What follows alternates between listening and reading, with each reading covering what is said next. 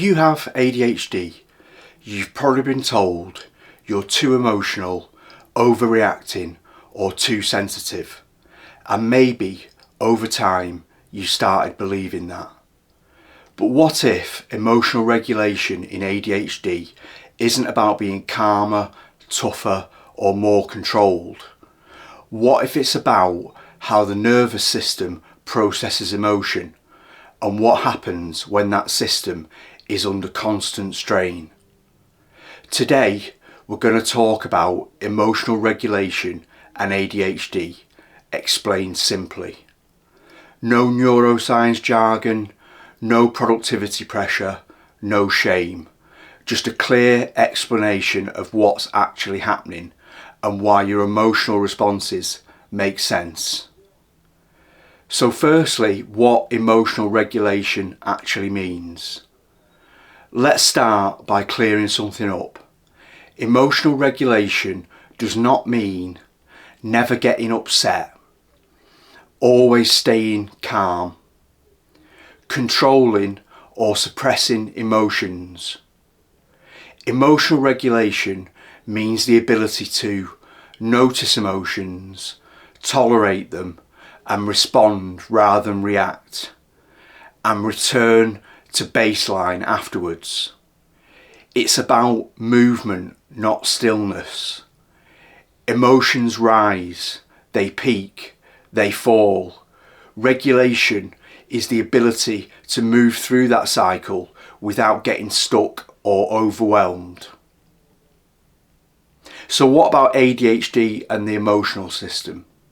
Well, ADHD is not just about attention. It affects how quickly emotions activate, how intensely they're felt, how long they linger, and how easily the system settles again. In ADHD, emotions tend to arrive fast, feel big, and take longer to calm. This isn't immaturity. It isn't lack of effort. It's a nervous system difference. Why do ADHD emotions feel so intense? Many ADHD brains have less buffer time between feeling and reacting. That pause most people rely on, the moment where you think, I'm upset but I'll pause, is often shorter or less accessible in ADHD. So emotions hit quickly, feel urgent, and demand immediate attention. This is why ADHD emotions are often described as overwhelming, consuming, or hard to escape. Not because they're wrong, but because they're loud. Remember, emotional regulation is a body process. One of the most important things to understand is this. Emotional regulation does not start in the mind, it starts in the body. Before you can think through an emotion, your nervous system needs to feel safe enough to settle. If your body is tense, overloaded, or dysregulated, logic won't land, reassurance won't stick, and advice won't help. This is why telling someone with ADHD to calm down almost never works. So why ADHD emotional responses are often misread. From the outside, ADHD emotional responses can look like overreaction, drama, immaturity, being too much.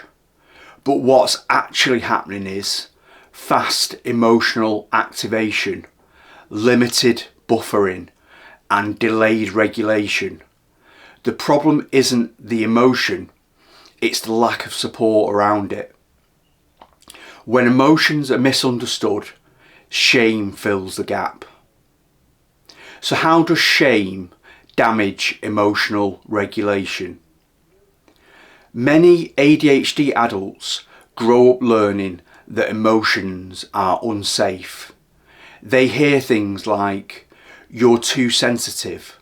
Stop overreacting. Why are you making such a big deal out of this? Over time, emotions become something to fear, suppress, or apologise for. But suppression doesn't regulate emotions, it stores them. And stored emotions tend to leak out later, often bigger and harder to manage. So what about emotional dysregulation versus emotional intelligence? Well, here's an important distinction. Many people with ADHD are actually highly emotionally intelligent. They are empathetic, perceptive, emotionally aware, deeply affected by others. The difficulty is not recognising emotion, it's regulation of the intensity and timing. You can be emotionally intelligent and still emotionally dysregulated. These two things are not opposites. Why do ADHD emotions feel all or nothing? ADHD nervous systems often operate at extremes. Emotions can feel overwhelming or absent, intense or numbed, consuming or distant. This isn't manipulation, it's regulation fluctuation. The system struggles to stay in the middle range. Understanding this reduces a lot of self-blame. What are some common emotional regulation struggles in ADHD? Emotional regulation difficulties in ADHD often show up as sudden anger or frustration, emotional shutdown, tearfulness that feels out of proportion, rejection sensitivity, lingering emotional hangovers, difficulty letting things go. These reactions are not chosen, they're nervous system responses. So why thinking your way out doesn't work? Many ADHD adults try to regulate emotions cognitively. They tell themselves, it's not a big deal, I shouldn't feel this way, I need to calm down. But regulation doesn't work top down when the system is already activated. The body has to settle first. Once the nervous system is calmer, thinking becomes possible again. So what actually helps emotional regulation in ADHD? Regulation support works best when it focuses on safety, predictability, external support, and reduced load. Helpful approaches include naming emotions without judgment, slowing transitions, reducing sensory overload, externalizing thoughts, and grounding through the body. None of these are weaknesses, they're appropriate supports. If you're listening and recognising how much emotional load you carry week to week, I've created a simple tool called the Anchor ADHD Weekly Reset. It's a calm, ADHD friendly way to pause, unload emotional pressure and reset without shame. I'll share the link at the end. For now, just keep listening. So why regulation looks different day to day? Emotional regulation with ADHD is context dependent. Things that affect it include sleep, stress, sensory input, relationships, workload, and transitions. This is why some days feel manageable and other days feel impossible, even with the same circumstances. It's not inconsistency of character, it's variability of regulation. Remember, emotional regulation is not a skill you master once. Regulation isn't something you fix. It's something you support repeatedly. ADHD requires ongoing resets, regular off-ramps, and permission to pause. Falling out of regulation doesn't mean you've failed. It means you're human. So why rest is part of emotional regulation? Many ADHD adults only rest after collapse, but rest is not indulgence, it's regulation maintenance. Without rest, emotions intensify, tolerance drops, and reactions sharpen. Rest doesn't stop progress, it sustains it. What about emotional regulation and self-compassion? Well, self-compassion is not about excusing behaviour, it's about reducing internal threat.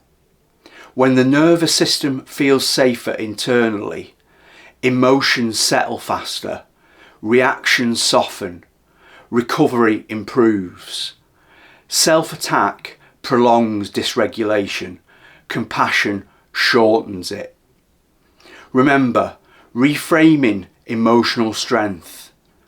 Emotional strength in ADHD does not look like emotional silence. It looks like repair, reflection, returning, learning what supports you. Strength is never reacting.